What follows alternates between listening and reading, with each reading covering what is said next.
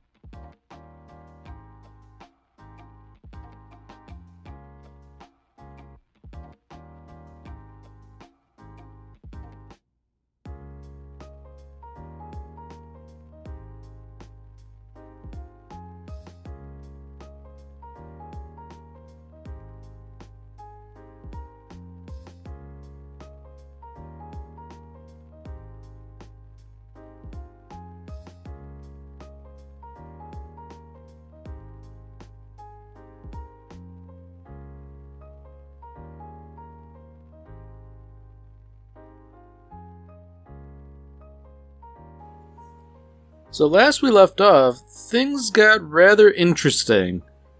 General Grumman seems to have set up a little plot to potentially kill Wrath. Whether or not he's actually dead remains to be seen, no body and all.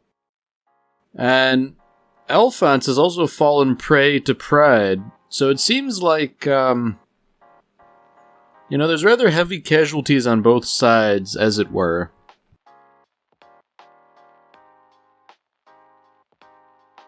I guess the more troubling aspect of what's going on is that Alphonse has been taken prisoner. He's very clearly still alive.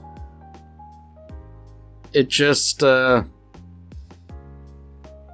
don't know, it seems like he doesn't really have full control of what's going on with his body.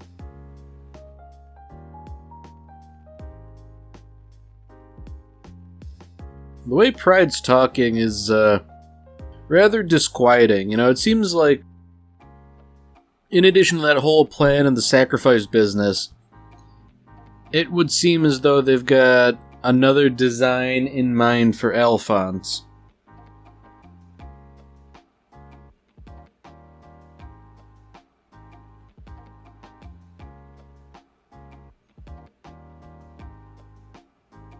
Alright, so here we have it. Here's a big meeting that we've all sort of been anticipating. I feel like that's probably the wrong foot to start off on, Edward just sort of punching Hohenheim in the face.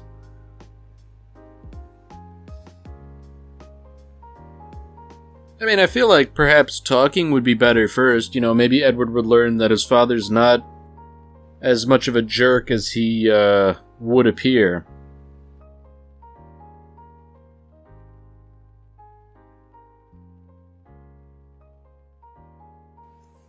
Oh dear.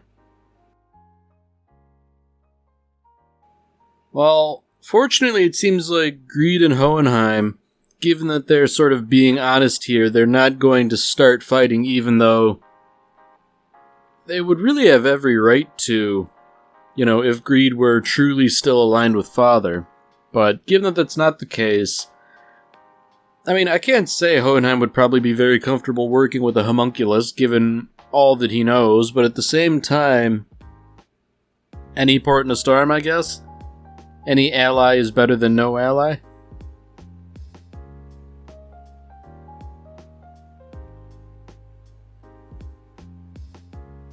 So naturally, Hohenheim gives everybody the quick rundown of the past however many 100 years. He was a slave, he learned to read and write and do alchemy and all that, and then he eventually survived the fall of Xerxes. That's a pretty heavy thing to drop on somebody, especially your own kids.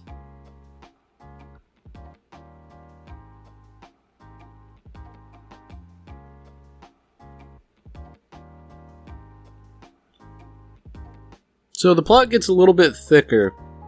It turns out there's going to be a solar eclipse tomorrow, and I feel like, eclipses are always sort of at the center of big, mythical, fantastical rituals and things like that.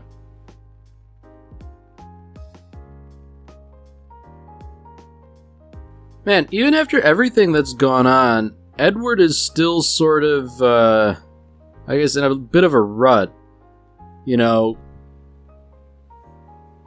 to Edward, teaming up with his father is a real fractious coalition, you know? It's not something he's doing because he wants to. It's because it is merely the best chance of doing what's right. And I gotta say, that's rather unfortunate.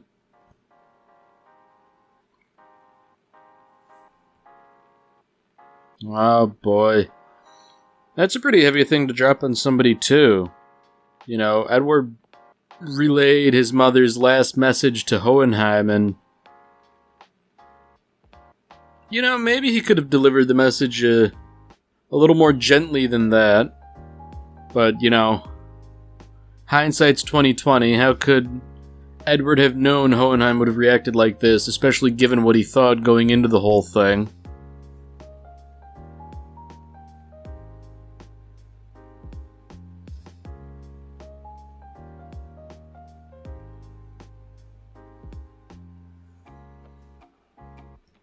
Oh dear, now the Chimera are sort of, taking over my job here, being armchair psychologist and talking about everything. And to be fair, they do raise good points. You know, Hohenheim, in all likelihood, had very good reasons for doing what he did. You know, he wouldn't have just left his wife behind, and to be fair, I don't think we explicitly know what his reasons are, but you know, I think there's a reasonably good idea of why exactly he did what he did. You know, it might have been better to maybe explain things. I don't think he even explained it to Trisha, really. But I mean, as always, hindsight is 2020.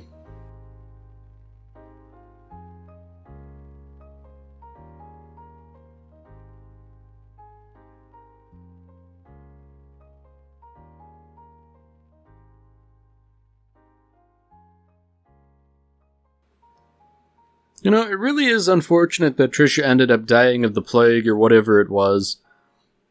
Because despite all her talk about one day being a wrinkled old hag, she wouldn't have been that much older. You know, it was like, what? A handful of years, a half decade maybe? You know, that's not that much even in a human lifespan, considering everything.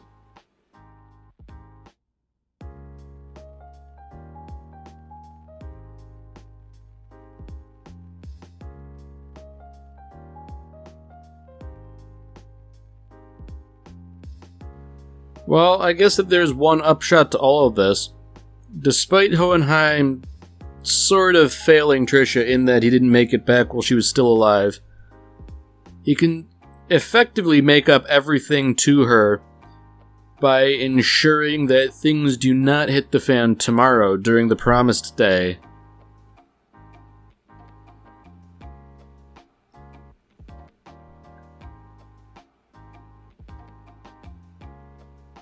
So it seems like old habits are dying kind of hard a little bit. You know, Edward can't help but transmute his old jacket. Just, you know, so he's wearing something a little bit more familiar.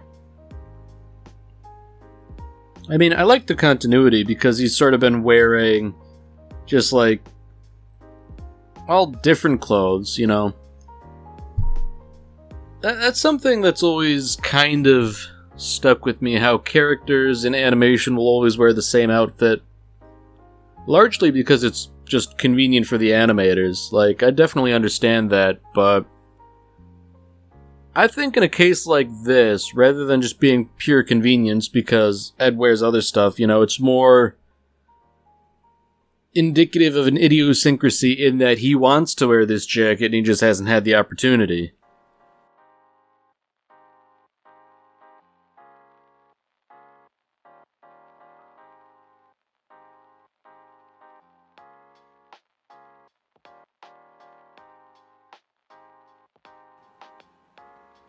Oh dear. So Alphonse finally emerges, but just given how stilted he's walking, it's pretty clear he's not quite himself. And one would think that if anybody would recognize this, it would be Edward. And also, we don't really see his eyes glowing either. You know, that's normally something that, you know, we should see if he was truly himself.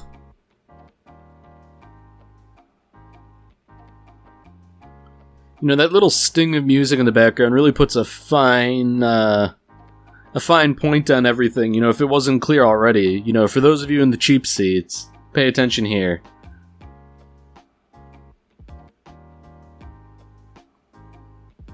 So I find it interesting that Ling sort of wrested control of his body just to warn Edward that, you know, hey, it's not actually Alphonse right now, you know, watch out.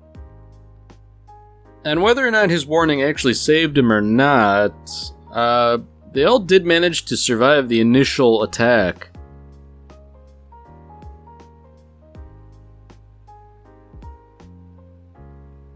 So I do believe at this point, this is sort of like the most we've really seen of Pride doing things so far. Like, he's sort of just been holding people hostage and killing soldiers, but a lot of that's been sort of off-screen and otherwise obscured, I guess. Just because it tends to be rather gory, I'd imagine.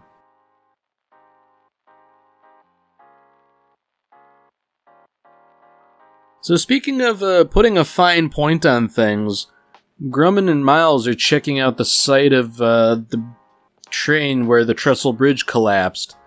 And they haven't found Rath's body. So, you know, boy, that sure couldn't mean he's still alive, could it?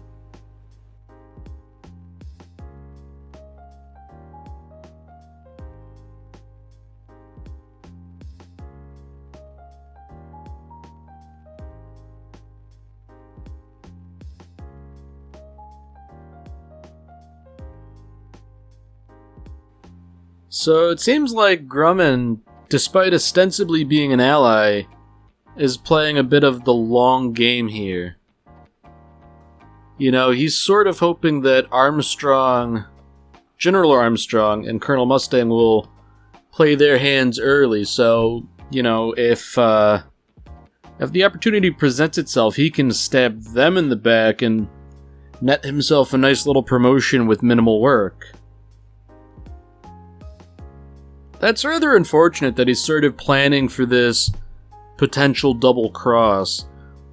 But I guess at the same time, you know, he's acting against the homunculi, so I mean, there's a little bit of bad with the good.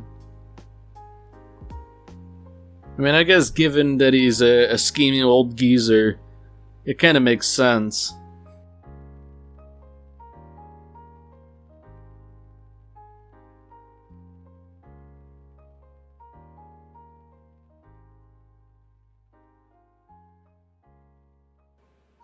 So unfortunately, it would seem that Greed has been forced in a position where he has to put all his cards down on the table, you know.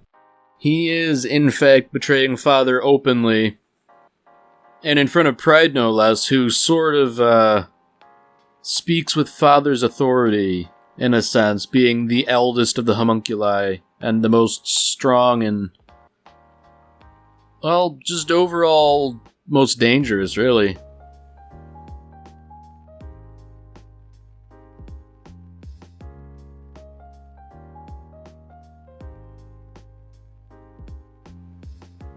So the two Chimera, it's interesting that they're sort of like appealing to their animal instincts, which are telling them that Pride is not something to be messed with.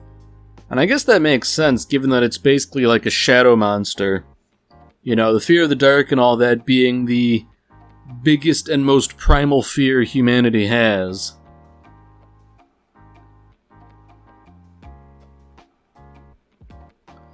Yeah, things really are in a tenuous position here, because on the one hand, Pride is protected in a couple ways. You know, he's got that nifty suit of armor, and at the same time he's got Alphonse held hostage, so, You know, if they want to fight off Pride, there's not much they can do offensively. You know, they're going to have to find a slightly more cunning approach to try and get Pride out of the armor and take care of him.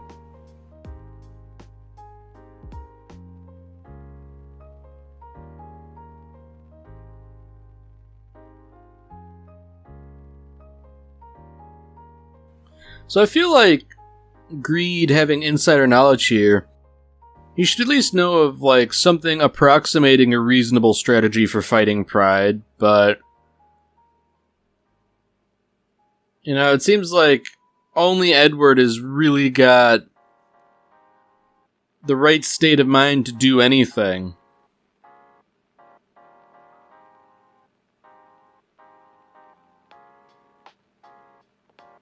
Oh, that's very interesting. So, he has deliberately caused a bit of a power outage, and in doing so he's removed any source of light, which seemingly sort of causes Pride to dissipate. You know, he can't have those long-reaching tendrils in the dark. It's interesting. I mean, we're supposed to assume that this is like pitch blackness, and obviously, you know, the animators can't do that just because they would easily be accused of laziness for doing something like that, but you know, it's interesting that everybody sort of has to handicap themselves in order to even the playing field. Of course, at the same time, I feel like those two homunculi being part animal, you know, one of them was a lion. Lions being cats, I'm sure have reasonably good night vision, so I feel like if they would stop cowering and do something, things might improve.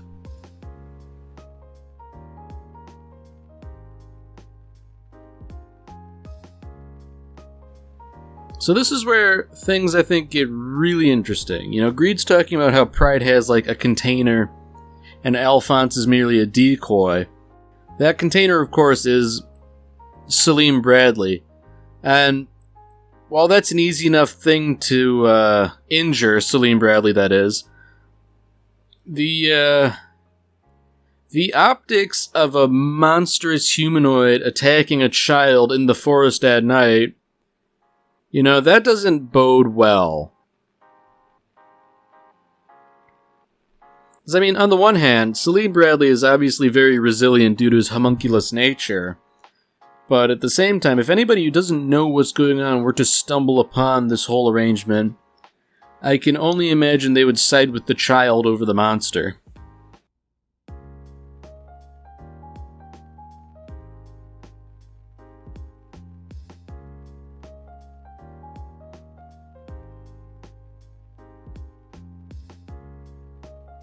So, it's unfortunate that the gorilla homunculus is sort of speaking rationally here. Alphonse's body is just sort of there, but they don't dare approach it in case it's an actual booby trap.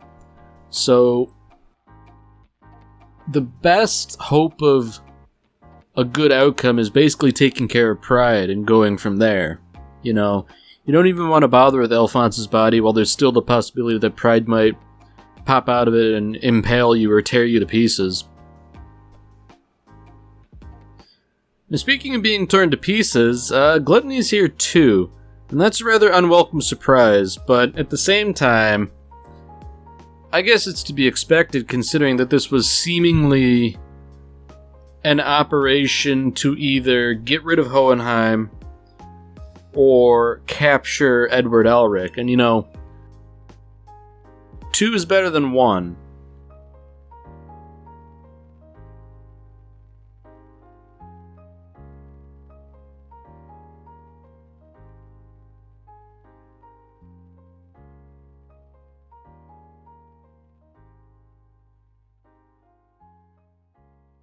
So I guess, despite Gluttony being able to use his sense of smell to navigate the dark, you know, he still doesn't exactly have the upper hand on account of being not particularly intelligent. So I feel like anyone who can navigate the dark and is smarter than him will be able to at least, you know, stay one step ahead of him. Ooh.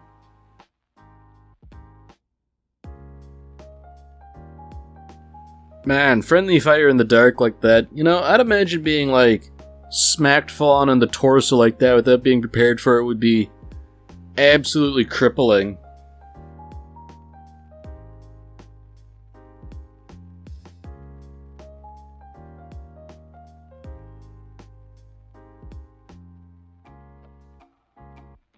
So Ling has an interesting proposition here. He can detect homunculi even in the dark, so, if he takes over, he'll be able to fight off gluttony and or pride much more efficiently.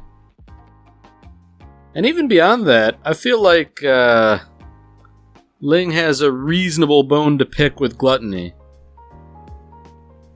Gluttony having been the one I believe to sort of injure Lanfan.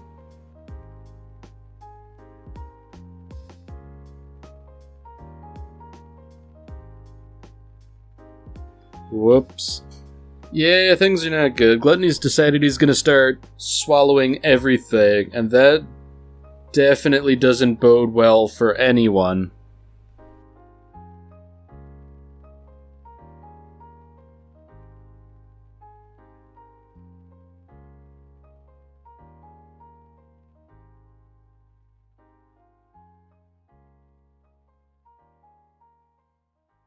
So this is very interesting indeed. Somebody seems to have shown up and they've decided to cut Gluttony absolutely to pieces. Ling is rather happy about this fortunate happenstance, so it seems to me it can only be Lanfan. And given that she is now an effective combatant, we can only assume she finally got that automail arm both attached and working.